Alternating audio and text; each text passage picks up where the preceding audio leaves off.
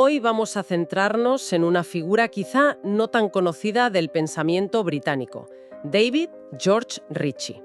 Un filósofo escocés, sí, de finales del siglo XIX. Y aunque su nombre no suene tanto como otros, fue realmente importante. Un pensador clave, ¿verdad? En una época de muchísima agitación intelectual. Exacto. Piensa en el impacto de Darwin, el auge del socialismo, y esa tensión tan fuerte entre el idealismo, que venía de Alemania, de Hegel sobre todo, y las tradiciones británicas, el empirismo, el utilitarismo. Ritchie estaba justo ahí, en medio. Y la idea hoy es explorar un poco su pensamiento, su vida, y ver por qué nos puede interesar todavía. Eso es. Vamos a usar varias fuentes, claro. Biografías, análisis de su filosofía, sus propios textos. Queremos entender esa mezcla tan suya de idealismo y evolución. Y su crítica a los derechos naturales, que es muy potente. Y su visión del Estado, ¿sí? Todo eso. Pues vamos a recorrer su trayectoria, sus influencias, cómo su filosofía, su metafísica y su ética le llevan a una postura política concreta. Veremos también qué recepción tuvo y por qué ahora parece que se le vuelve a leer. Y al final, claro, intentaremos ver qué conexiones hay con debates que tenemos hoy en día. Vamos allá. Pues su historia arranca en Jedworth, Escocia, 1853. De familia influyente, ¿no? Su padre era clérigo, una figura importante. Sí, moderador de la Asamblea General de la Iglesia de Escocia. Y con conexiones familiares con los Carlyle, nada menos, un ambiente culto. Y estudió en Edimburgo primero. Clásicas y filosofía, con honores. Pero el salto importante fue Oxford, Balliol College, luego Jesus College. Ahí es donde se metió de lleno en el idealismo británico. Que estaba en pleno auge entonces. Totalmente. ¿Y quiénes le marcaron más en Oxford? Has mencionado el idealismo. Sobre todo dos figuras. T.H. Green, que es como el gran referente del idealismo británico. ¿Qué ideas de Green le influyeron? Pues esa idea de que la libertad no es solo que te dejen en paz, sino poder desarrollarte moralmente. Y que eso solo pasa en comunidad. La sociedad como un organismo, no solo individuos sueltos. Eso caló mucho en Ritchie. Entiendo. ¿Y el segundo? Edward Caird. Él le introdujo más a fondo en Kant, y especialmente en Hegel. Pero las fuentes dicen que no fue un mero discípulo, que también se enfrentó a otras ideas. Cierto, cierto. Dialogó críticamente con gente como Herbert Spencer, el gran evolucionista social. El del laissez-faire radical. Ese mismo. Y con John Stuart Mill, el utilitarista. Ritchie no se tragaba todo sin más. Y aquí viene lo interesante, ¿no? Esa mezcla de Hegel y Darwin. Ahí está una de sus grandes originalidades, porque muchos idealistas veían a Darwin con recelo, como algo demasiado materialista. ¿Y cómo lo hizo Ritchie? ¿Cómo juntó dos cosas que parecían tan distintas? Pues digamos, reinterpreta la evolución. No la ve como un proceso ciego, mecánico, de pura supervivencia del más apto. ¿Entonces? Para él, la evolución, tanto biológica como social, es la forma en que la razón, el espíritu, el Geist de Hegel, se va manifestando en el mundo. Es un proceso con dirección, con un fin, aunque no sea un fin predeterminado al detalle. O sea, mete la evolución dentro de un marco idealista. La realidad última sigue siendo espiritual o mental. Justo. Combina ese dinamismo evolutivo con una visión de fondo idealista. Una síntesis potente. Y eso se reflejó en su carrera, ¿no? Fue profesor en Oxford, luego catedrático en St. Andrews. Sí, sucedió a Caird en la Cátedra de Lógica y Metafísica en St. Andrews en 1894 y llegó a presidir la Aristotelian Society, que era importante. Una carrera destacada, pero corta. Muy corta, sí. Murió muy joven, con 49 años, en 1903, por una enfermedad pulmonar. Y además con problemas de sordera, he leído. Sí, una sordera creciente que le debió afectar bastante. Se casó 2 veces, tuvo hijos, uno de ellos también fue académico, por cierto. Y lo que comentabas antes, no era un académico encerrado en su torre, tenía un compromiso social fuerte. Totalmente.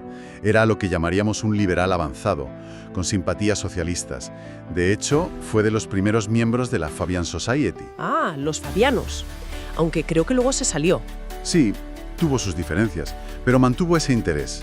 Muy activo en temas de reforma educativa, derechos de la mujer, justicia social.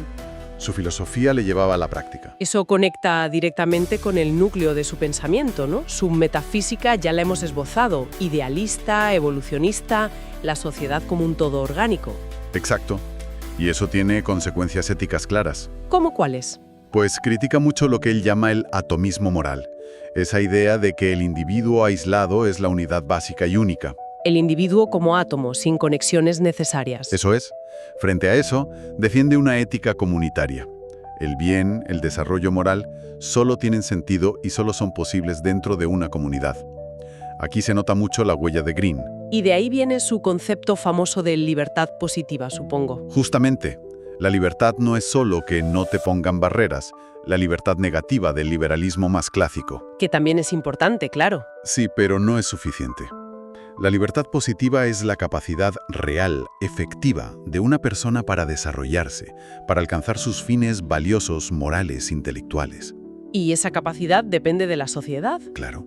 Depende de las condiciones sociales, de las oportunidades que la comunidad, y aquí entra el Estado, te proporcionan. Y esto nos lleva a uno de sus puntos más conocidos y quizá polémicos, su crítica a los derechos naturales. Sin duda. Su libro Natural Rights, de 1895, es una carga de profundidad contra toda esa tradición que viene de Locke, de la Revolución Francesa. La idea de que nacemos con derechos inherentes, absolutos, por el simple hecho de ser humanos. Exacto. Ricci dice, eso es una ficción metafísica. Una idea muy potente en su momento, ¿eh? Entonces, si los derechos no son naturales, ¿qué son para él? ¿De dónde vienen? Son construcciones sociales e históletas. No los traemos puestos al nacer. Son como acuerdos. Más bien, son intereses que una comunidad concreta, organizada políticamente como Estado, decide reconocer y proteger porque considera que son importantes para el bien común. Surgen de las relaciones sociales, de las obligaciones mutuas. O sea, no son algo abstracto y universal fuera del tiempo. No. Son en esencia derechos sociales. Evolucionan con la sociedad. Su famosa frase es: un derecho es, en esencia, un interés que el Estado decide proteger. Esto lo cambia todo. Los derechos dependen de un reconocimiento social y de instituciones que los hagan reales. Totalmente. Y claro, esta idea es la base de su filosofía política. De ahí defiende lo que llama el Estado ético. Estado ético. Suena un poco fuerte, ¿no? ¿A qué se refiere? ¿Un Estado que nos dice cómo vivir? No va por ahí. No es un Estado totalitario ni paternalista en exceso. Para él, el Estado tiene una función moral propia. Es la encarnación de la razón colectiva, de la voluntad común. Al estilo hegeliano, entonces. Sí, tiene esa raíz. El Estado no es un mal necesario como pensaban muchos liberales clásicos, que solo debe intervenir para evitar el caos. Es una institución positiva. ¿Y cuál es su tarea principal, según Ricci? Crear las condiciones para esa libertad positiva de la que hablábamos. Y eso justifica que el Estado intervenga. ¿En qué áreas? Pues en educación pública, en sanidad, en regular la economía, en políticas de bienestar, para corregir desigualdades y asegurarse de que todos tengan una oportunidad real de desarrollar sus capacidades. Es una crítica frontal al laissez-faire de Spencer. Directa. Ricci pensaba que dejar todo al mercado sin más generaba injusticia e impedía la verdadera libertad para muchos. Iniciativa individual. Esa es la crítica liberal clásica. Es consciente de esa tensión. Ricci no era un ingenuo. Por ejemplo, rechazaba el socialismo marxista. ¿Por qué? Lo veía determinista, que negaba la libertad y la responsabilidad moral individual. Él busca un punto medio. Un equilibrio. Sí, lo que a veces se llama socialismo liberal o liberalismo social. De hecho, se le considera un precursor del nuevo liberalismo británico, el que sentó las bases del estado de bienestar. O sea, mercado sí, pero regulado éticamente. Propiedad privada, sí, pero subordinada al interés general. Exacto. Y el límite a la intervención del Estado está en su propio objetivo: promover la autonomía y el autodesarrollo de los ciudadanos. Por eso, insiste en que el Estado debe ser democrático, responsable ante la ciudadanía. Entiendo la conexión. La evolución social para él no es la jungla, es un avance hacia formas más racionales, más justas. Y el Estado tiene un papel activo en guiar éticamente ese proceso. No es solo dejar que las cosas pasen. Reinterpreta la supervivencia del más apto. Sí, en términos sociales. Lo que debe sobrevivir y fomentarse son las ideas, las instituciones, las prácticas morales que nos hacen mejores como comunidad. Es una crítica al darwinismo social más crudo, que justificaba las desigualdades diciendo que eran naturales. Justo. Ricci dice, no, en la sociedad humana la lucha es por la perfección ética, no solo por sobrevivir biológicamente. Para tener una idea más clara de dónde expuso todo esto, podemos repasar algunas de sus obras principales. Claro, Su defensa de la intervención estatal para la libertad positiva está muy clara en Principles of State Interference, de 1891. Tuvo bastante repercusión. Y la mezcla de evolución e idealismo. En Darwinism and Politics, 1889, y Darwin and Hegel, 1893. Ahí intenta esa síntesis. Y el libro clave sobre derechos. Natural Rights, 1895. Su crítica a los derechos naturales abstractos es fundamental en su obra. Y luego aplicó estas ideas a temas más concretos, ¿no? Sí, en Studies in Political and Social Ethics, de 1902. Habla de la propiedad, del sufragio femenino, que apoyaba firmemente, de la relación entre moral y ley. Muy bien. ¿Y cómo se recibieron estas ideas en su tiempo? ¿Y después? Has dicho que hubo un tiempo en que se le olvidó un poco. En su momento fue muy respetado. Tuvo influencia en otros idealistas como Bernard Bosanquet, en liberales sociales como L.T. Hobhouse, incluso en pragmatistas americanos como John Dewey. Pero luego vino el siglo XX. Y con él, corrientes filosóficas muy diferentes. El positivismo lógico, el realismo filosófico, que eran muy antimetafísicos. El idealismo en general pasó de moda. Y en filosofía política dominó otro tipo de liberalismo. Exacto. El liberalismo más centrado en los derechos individuales y la justicia procedimental, tipo Rawls. El enfoque de Ritchie, tan ligado al idealismo y al estado ético, pues, quedó eclipsado. Se vio como algo anticuado. Pero comentabas que ahora hay un interés renovado. ¿A qué se debe? Sí, en las últimas décadas varios académicos han vuelto a estudiar su obra. Se le reconoce como un puente importante entre Hegel y el liberalismo social, el que lleva al estado de bienestar. También como precursor de otras corrientes. Se le ve como un antecedente del comunitarismo, esa corriente que critica el individualismo abstracto del liberalismo y reivindica la importancia de la comunidad. Piensa en McIntyre, Sandel. Y sus ideas sobre el Estado y la economía resuenan, ¿no? Y quizás. Yo creo que sí. Sus críticas al laissez-faire extremo y su defensa de un marco institucional fuerte para la justicia social, conectan con debates actuales sobre la desigualdad, la regulación, el papel del Estado frente al mercado. Entonces, si tuvieras que destacar la relevancia principal de Ritchie Ulloy, ¿cuál sería? ¿Qué nos aporta? Varias cosas importantes, creo. Primero, su crítica a los derechos naturales. Sigue siendo un aviso muy necesario. ¿En qué sentido? En que no basta con declarar derechos en un papel. Lo crucial son las instituciones sociales y políticas que los hacen reales, efectivos. Que los garantizan en la práctica. Exacto. Su enfoque en la dimensión social e histórica de los derechos es muy útil para pensar cómo asegurar los derechos económicos y sociales, por ejemplo, o cómo abordar derechos nuevos como los digitales o los medioambientales. No son algo mágico, son conquistas sociales que hay que construir y defender. Es una visión más terrenal y exigente de los derechos. Sí. Y segundo, su justificación del Estado social. No es solo una cuestión de utilidad o de caridad. Es una cuestión de justicia y de libertad.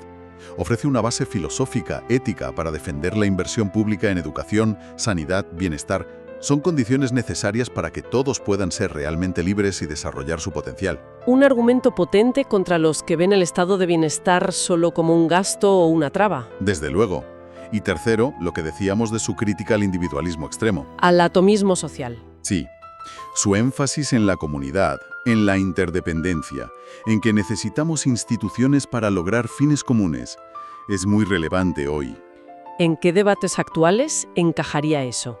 Pues frente al hiperindividualismo, a la desconfianza hacia lo colectivo, Ritchie nos recuerda que la libertad individual, la buena, florece mejor en una comunidad cohesionada, justa, y que el Estado tiene un papel moral en eso, en regular la vida económica y social con criterios éticos. Suena muy actual pensando en desafíos globales como la crisis climática o incluso las pandemias que exigen acción colectiva. Totalmente. Y no olvidemos su visión de la educación. ¿Qué destacaba ahí? Que no es solo para preparar para el trabajo, es fundamental para formar ciudadanos, personas capaces de razonar, de deliberar, de participar en la vida pública, algo crucial en tiempos de polarización y desinformación como los nuestros. Como con cualquier pensador, imagino que también hay críticas o puntos débiles en su obra. Claro, por supuesto. Se le ha achacado a veces un optimismo un poco excesivo, muy del siglo XIX, sobre la racionalidad de la historia. Después de las guerras mundiales y todo lo que vino después, esa fe en el progreso guiado por la razón bueno, se ve con otros ojos. Quizá también una visión un poco eurocéntrica de ese progreso moral. Podría ser, sí. Y luego está la tensión que ya mencionamos. ¿Dónde pones exactamente el límite a la intervención del Estado? ¿Cómo equilibras el bien común con la autonomía individual sin caer en el paternalismo?